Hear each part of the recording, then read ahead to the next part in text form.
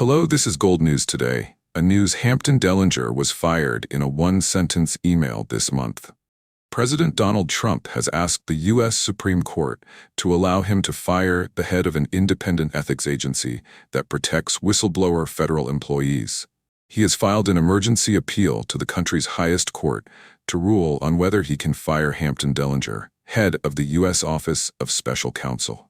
It is thought to be the first case related to Trump's blizzard of executive actions to reach the highest court.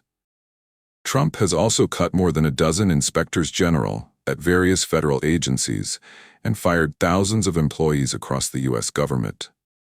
Mr. Dellinger, who was nominated by President Joe Biden, sued the Trump administration after he was fired by email this month. He argued that his removal broke a law that protects leaders of independent agencies from being fired by the president, except in cases of neglect of duty, malfeasance, or inefficiency. The agency lists among its primary objectives the protection of federal employees from unlawful actions in reprisal to whistleblowing, according to its mission statement. A federal judge in Washington, D.C. issued a temporary order on Wednesday, allowing Mr. Dellinger to hold on to his position while the case is being considered. On Saturday, a divided U.S. Court of Appeals in the nation's capital rejected the Trump administration's request to overrule the lower court. What is DOJ, and why is Musk cutting so many jobs? Legal showdown looms as Trump tests limits of presidential power. That has led to the Justice Department filing an emergency appeal to the conservative-dominated Supreme Court, a filing seen by various U.S. media. This court should not allow lower courts to seize executive power by dictating to the president how long he must continue employing an agency head against his will.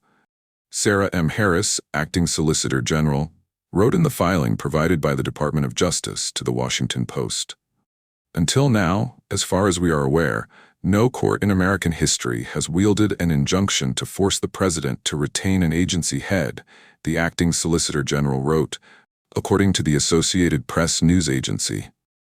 The Republican president's orders on immigration, transgender issues, and government spending have also become bogged down in dozens of lawsuits in the lower courts. Those cases may ultimately wind up at the Supreme Court, too. Trump's efforts to reduce and reshape the 2.3 million-strong civilian federal workforce continued over the weekend.